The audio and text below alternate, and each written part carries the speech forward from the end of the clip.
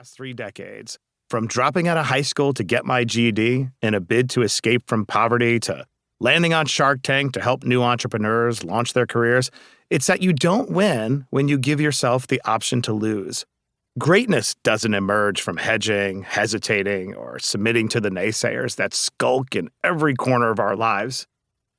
I wouldn't have accomplished anything if I hadn't lived the burn the boats philosophy. Now, with this book, I'm ready to arm you with all the tools and tips to do exactly the same.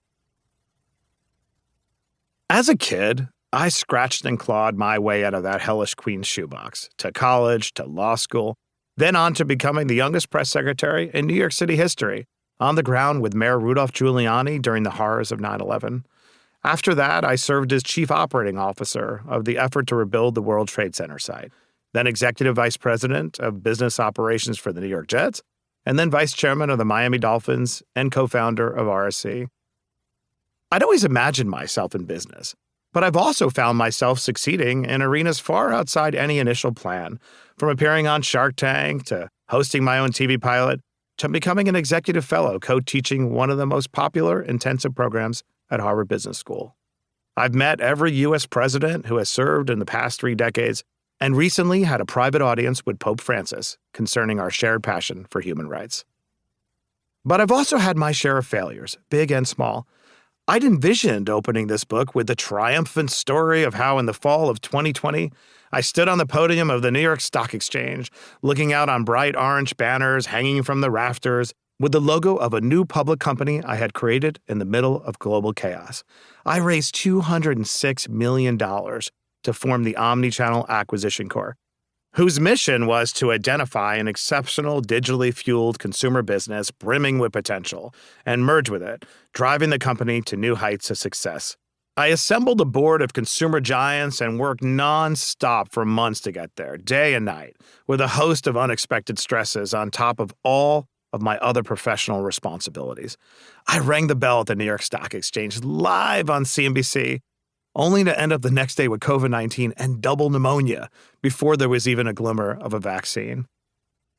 A year and a half later, after so much more work, just as I was about to bring an incredible business called Kin Insurance public, the deal fell apart. I could blame the economic environment. Inflation was soaring, high growth stocks were getting crushed, and the company's biggest competitor and comparison point crashed and burned, casting a dark cloud on the entire insurance tech space. But the bottom line is that I failed. I could have licked my wounds and decided to stick to safe projects that I knew would succeed. Instead, I doubled down on risk, putting Shark Tank in the rearview mirror to take a chance on a show of my own, launch a metaverse fund, and write this book. My philosophy informed my trust that the failure of Omnichannel would lead to something better, and I continued to press on in search of more freedom and more autonomy. I gave up my role with the Dolphins, and I resigned from a number of boards, opening up opportunities to continue to burn the boats and seek even greater reward. This isn't just my story. It's every story, and it's all of history. Burning the boats as a strategy for success goes all the way back to the Old Testament. In ancient times, writes Rabbi Naphtali Hoff, Israelite armies would besiege enemy cities from 3 sides only, leaving open the possibility of flight. They understood that so long as the enemy saw that they had an escape route available, they would not fight with utmost earnestness and energy. Sun Tzu, the great Chinese general, military strategist, writer, and philosopher, echoes the same point. The leader of an army, he wrote in his classic guide to military strategy, The Art of War, carries his men deep into hostile territory before he shows his hand. He burns his boats and breaks his cooking pots. He gives his men no option to return, and the only way they will eat again is to eat the food of their enemy.